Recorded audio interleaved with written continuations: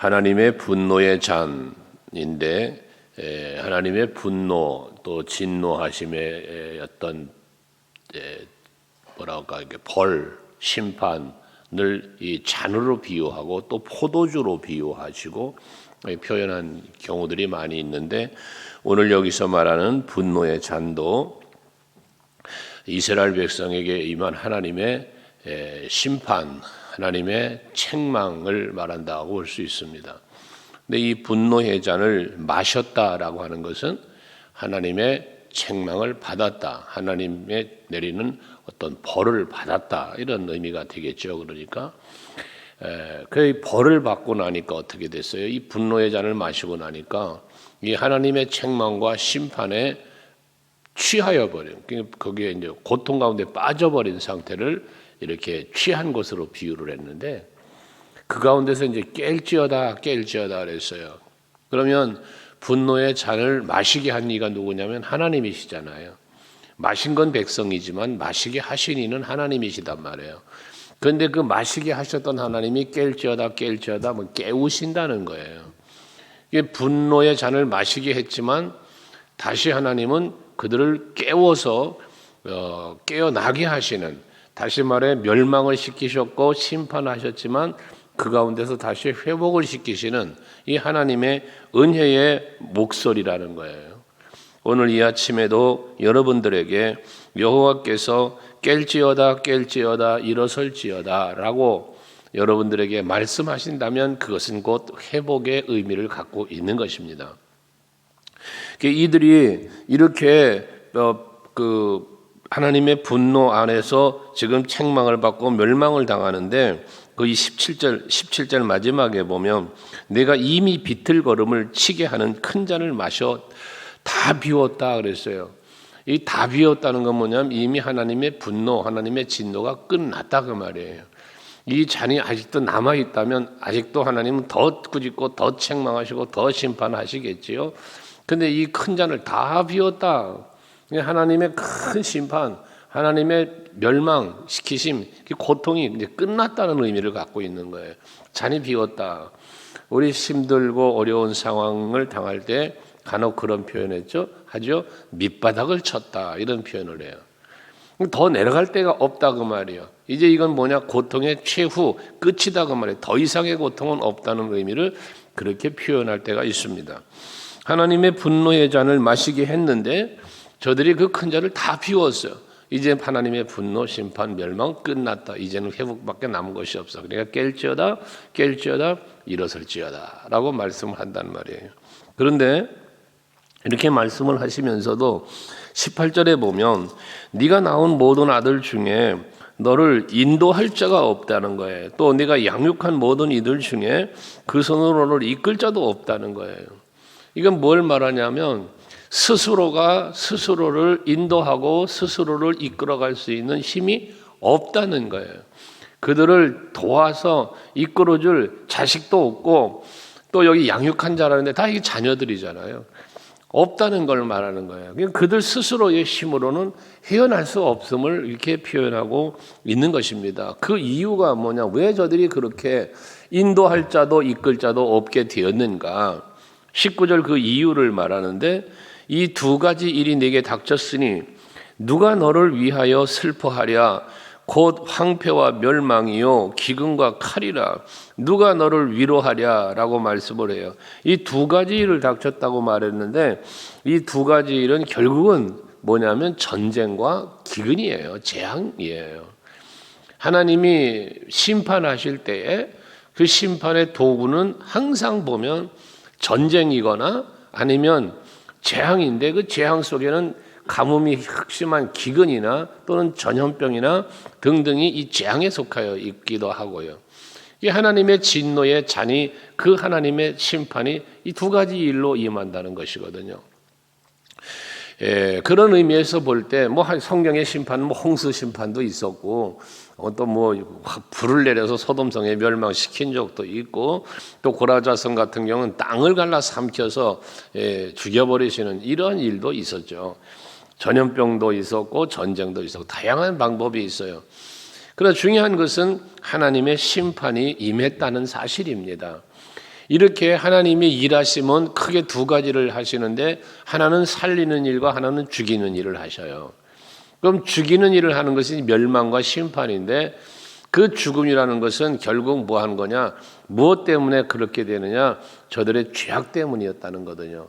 하나님의 죽이심은 무엇을 죽이는 거냐? 사람을 죽인다기보다 죄를 죽이고 악을 죽이는 거예요.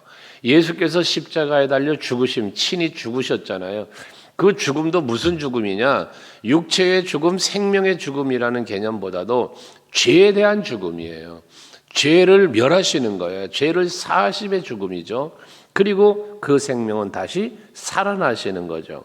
오늘날 우리 성도들도 마찬가지. 하나님은 여러분들의 죄를 소멸하시는 거예요. 이 죄를 소멸하시기 위하여 때로는 고통도 주고 때로는 역경도 준다 그 말이에요.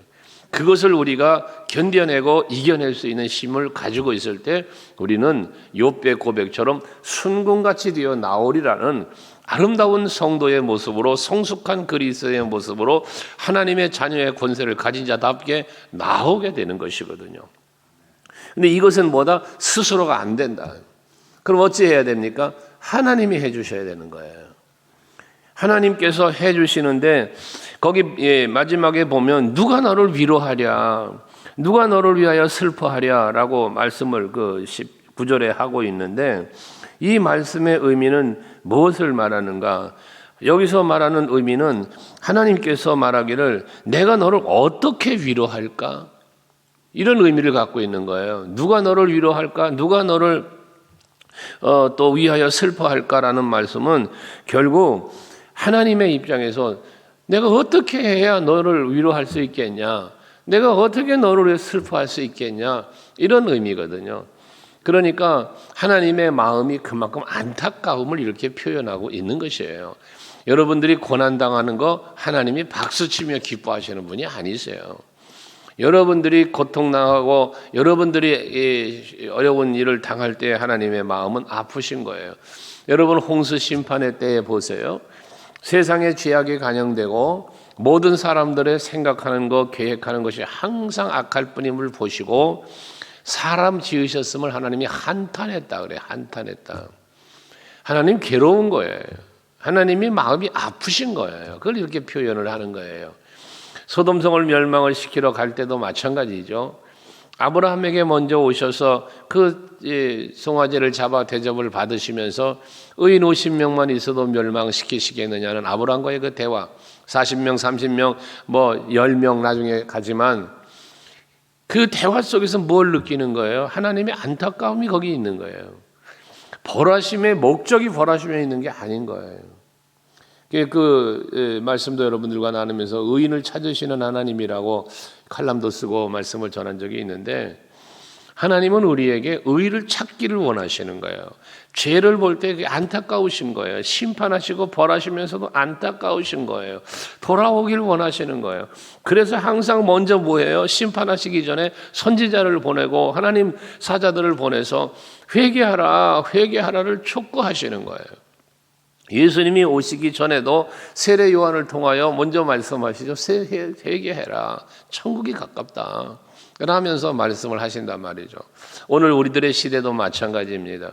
주 예수의 재림의 날이 가까우고 있잖아요. 그럴수록 우리는 뭐예요? 앞에서 우리가 17절 말씀 묵상하거든요. 일어나라, 깨어라 라고 주님은 말씀하고 있다는 말씀이죠. 오늘 이 아침에도 여러분 육신이 깨어 주의 전에 와서 예배하는 이 아침에 여러분의 영성도 깨어나시기를 원합니다.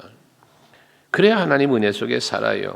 그 20절은 네 아들들이 곤비하여 그물에 걸린 영양같이 온 거리 모퉁이에 누웠으니 그들에게 여호와의 분노와 내 하나님의 견책이 가득하도다.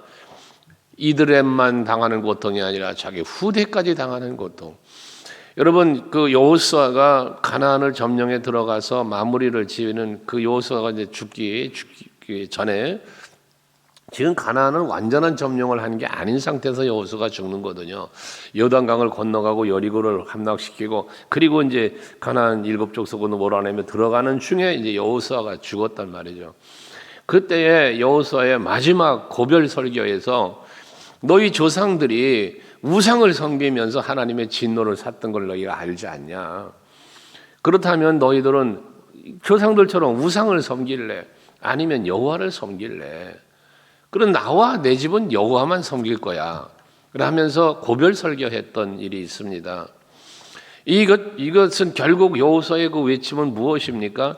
자, 우리 선조들은 이렇게 하나님 앞에 악을 행해서 광야에서 다 죽었어.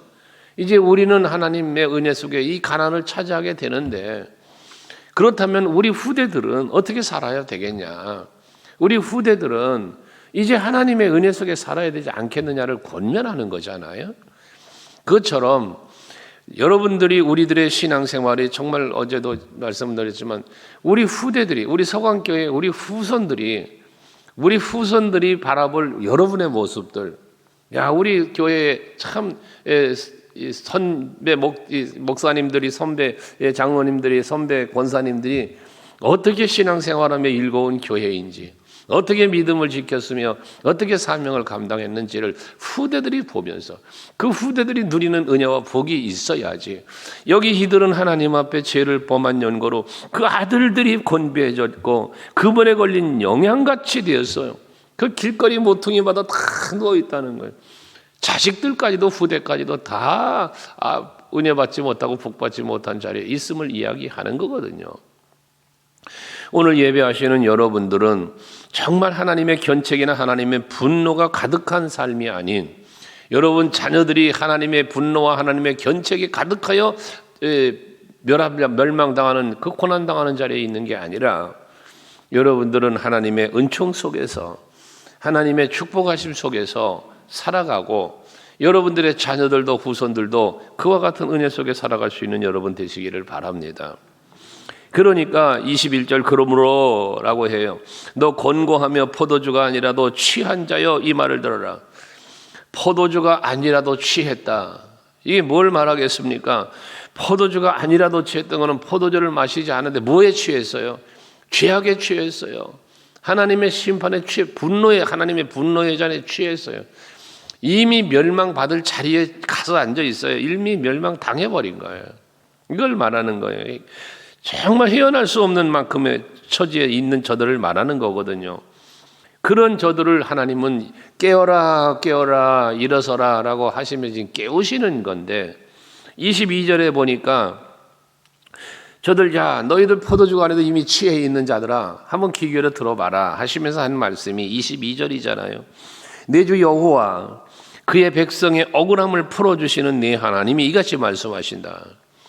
지금 저들을 깨우시고 일어서라 하시고 저들을 다시 회복시키는 분이 누구냐? 내 주 여호와. 그리고 그 백성의 억울함을 풀어주시는 하나님이라 했습니다. 여러분, 혹시라도 여러분 억울한 일을 당했습니까? 여러분 힘들고 어려운 상황에 있습니까? 그것으로부터 풀어주고 회복시켜 주실 수 있는 하나님, 그 하나님이 이 아침에도 말씀하고 계신 거예요.